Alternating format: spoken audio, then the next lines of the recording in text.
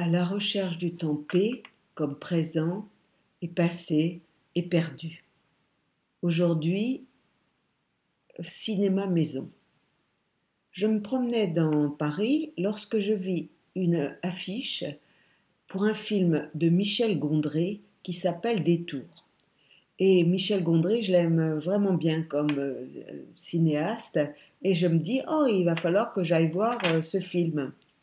Or, je cherche sur Internet où je pourrais aller le voir et je me rends compte qu'en fait, c'est un petit documentaire, un film très court de 10 minutes qu'on peut voir sur YouTube et qui a été filmé par Michel Gondry avec un iPhone. Et donc, son sponsor, c'est Apple.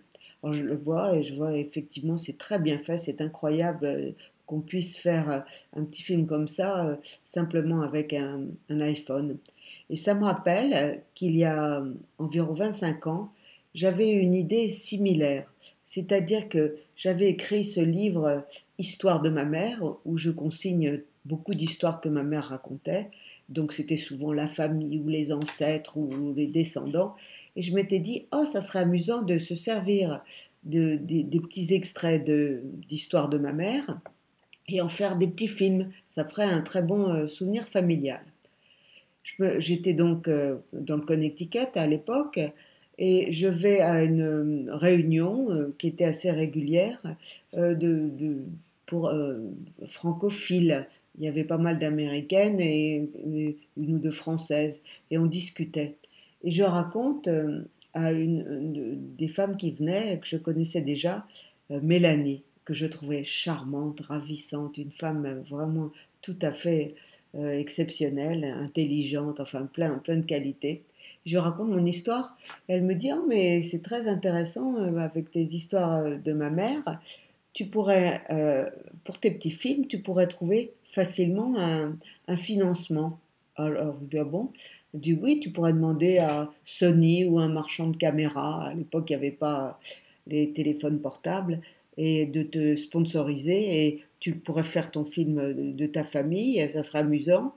Donc où chaque génération jouerait la génération supérieure. Je jouerais ma mère jouerait ma grand-mère, ma fille, moi, enfin tout ça. Puis ça serait très bien, ça ferait un bon petit film peut-être, et cette boîte pourrait payer pour toi. On lui dit, mais comment ça se fait que tu t'y connais, toi? Tu t'y connais en cinéma? Elle me dit, oui, un petit peu.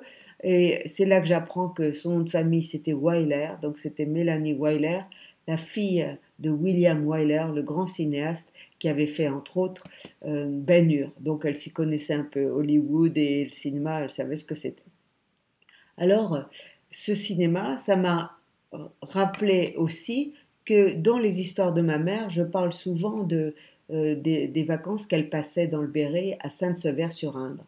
Et en fait, cet endroit a eu son heure de gloire, puisque c'est là que Jacques Tati, en 1947, est venu tourner Jour de fête, un peu en remerciement au village qu'il avait caché pendant la guerre.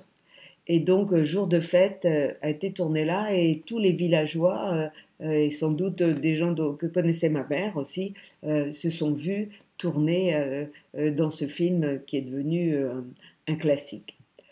Alors, la dernière chose que je voudrais dire aujourd'hui sur le cinéma, c'est un texte de Proust qui, lui, ne va pas dans le sens du cinéma.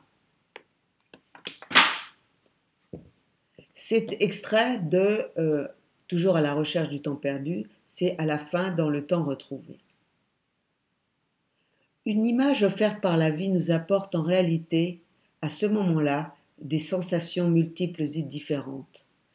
La vie, la vue, par exemple, de la couverture d'un livre déjà lu, a tissé dans les caractères de son titre les rayons de lune d'une lointaine nuit d'été.